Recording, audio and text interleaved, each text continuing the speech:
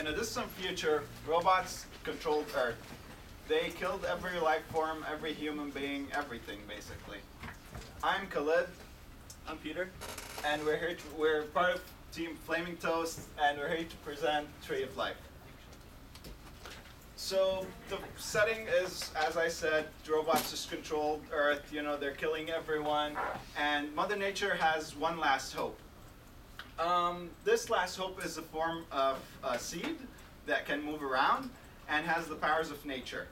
And this seed's journey is basically to go all the way to the Tree of Life, which is the only tree left by the robots. And once this character merges with the tree, he's going to give life back to Earth, basically.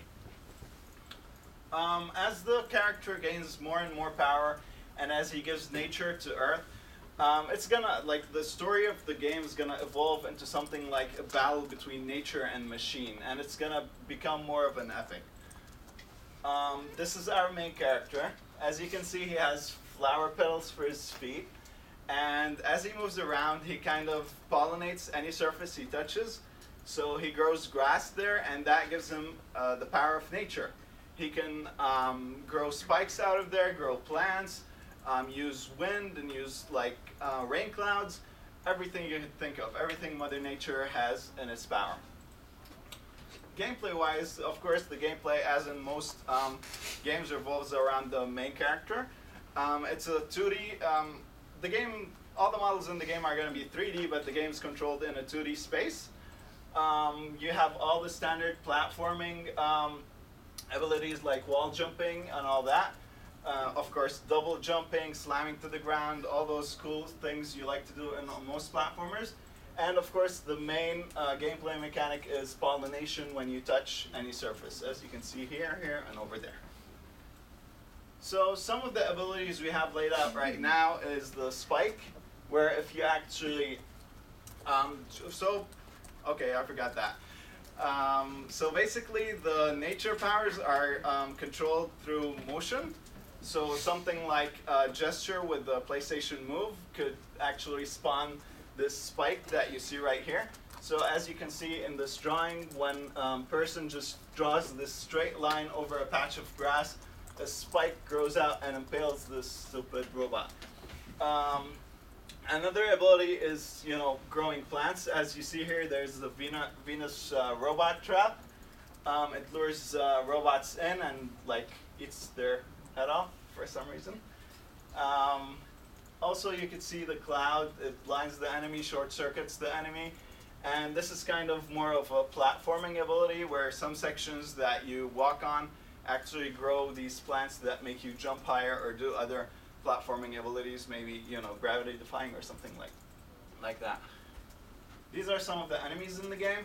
So all the enemies in the game are going to be robots, and they're going to kind of try to counter all the abilities that you have, because they're going to sense that you're there, because, well, basically their only task is to actually destroy life.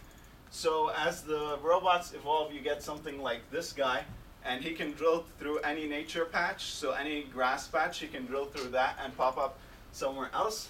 And you can have this guy who can actually walk on walls that have these grass patches. These are some of the other enemies. This guy has flamethrowers, he burns your grass. This guy has water resistance, so he's not affected by your rain cloud, for example. Of course, I already talked about this. The controls are going to be using PlayStation Move exclusively. We're going to try to build on the PS3 if we have the ability to do that, you know, with the licenses at USC. Art-wise, the game is going to be cel-shaded, all 3D models. We're kind of going for this very, you know, seamless, nature-y look, sort of like Okami or Ni no Kuni, if any of you played those awesome games. If you didn't, you should. And, well, let's talk about engineering. Okay. So I'm the lead engineer on the project, and I just wanted to talk about, I don't know what the main challenge we're going to have is, Khaled kind of mentioned this real-time pollination system. So whenever you use an ability, spores sort of fly into the air and kind of move through the world, and can land on, you know, creatures, can land on the ground, can land on enemies. and there's going to be real-time growth procedurally generated on the robots, on everything. So technically, it's kind of a big challenge to have thousands and thousands of particles, not only rendered, but also moving, also growing, and doing all sorts of cool stuff. So our solution is to try to use the GPU as much as possible. We're going to use DirectX 11 shaders and try to do a lot of geometry shading and, you know, make it work well, because that's going to be a challenge, I think. This is our team for the engineering side.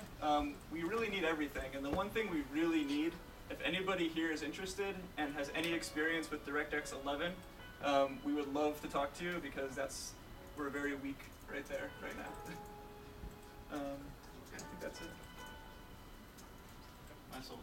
Oh, and for the fall semester, we have a few major milestones.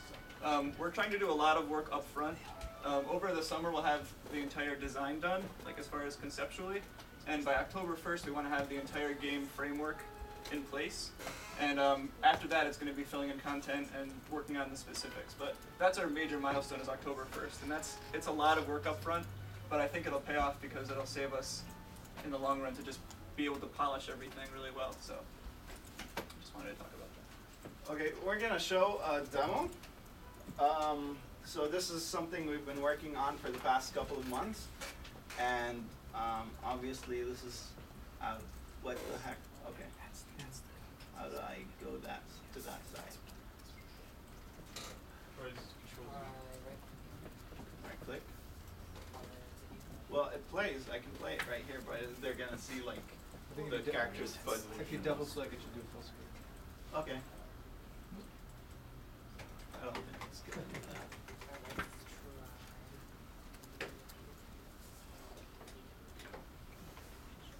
I just want to say too, we're not just looking for engineers, we're looking for anybody interested, designers, artists, whatever.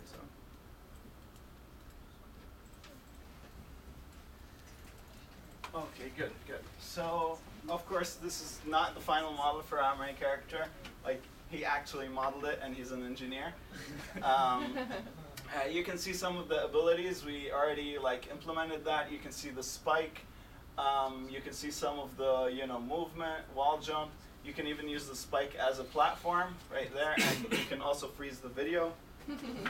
What happened there?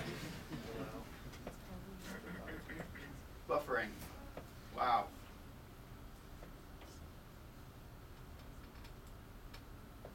Okay. We have enemies, and we actually have sound, but it's fine. You can kill the enemies with the spike. You can blind them with the cloud, as we talked about. Here's some of the platforming sequences you could see, wall jumping, like another wall jumping section. Kicked his ass. This is the yellow thing you saw right there is the mushroom. It would grow once you enter that space, and would allow you to jump higher. You could even use the spike to block projectiles and stuff like that. Come on, kill that guy. Okay. This is one of the first platforming section that actually uses the vine in a unique way. If you do the jump you would fail the first time. If you actually grow a spike and use it to go to the next side, that would help. And we also have aerial movements, all that, all those platforming things that you know and love. So as you can see, these nature powers are kind of embedded throughout the entire game, whether it's killing enemies, escaping from enemies, or actually just using it as platforming, for platforming. And stop the video. I'm gonna go back to the presentation. 1 minute. Okay, won't take more.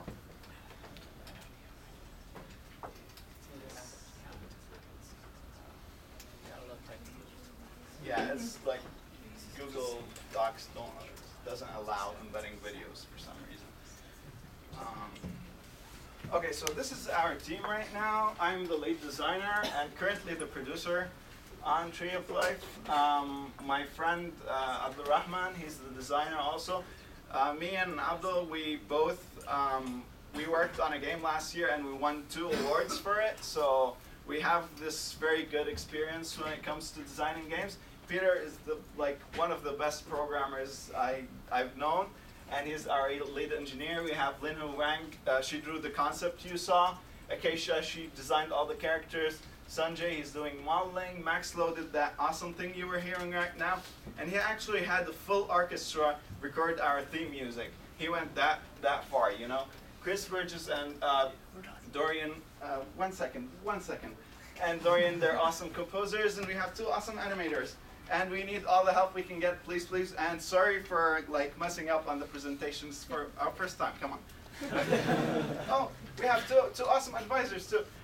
Richard Lemarchand, which you guys know as the designer on Uncharted 3. He's come on, epic. And we have David Young, the beast, who now works at Treyarch. And well, basically, this is my email. And check out Facebook, like the page. Come on.